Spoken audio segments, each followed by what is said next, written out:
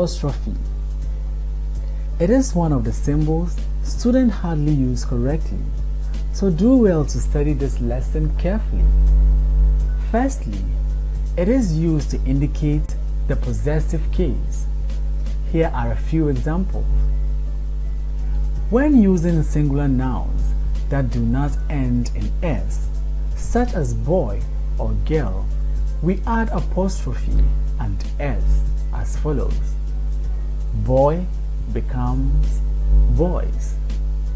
Girl becomes girls.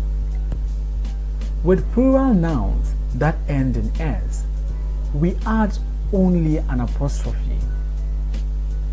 Example, ladies becomes ladies' hats. Girls becomes girls' dormitory. When using nouns that do not end in s, such as children and women, add the apostrophe and s. Example, children's library, women's wear. Also, when using names that already end in s, you can either add the apostrophe and s or only the apostrophe. Example, Thomas becomes Thomas's. Jesus becomes Jesus's. The next use of an apostrophe is to indicate the contraction or omission of some letters.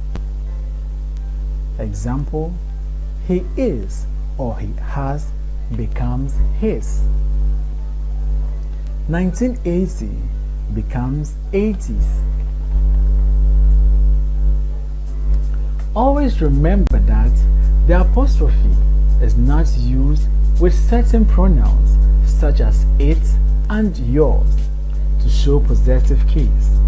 The correct form to show possession is its without apostrophe and yours without apostrophe.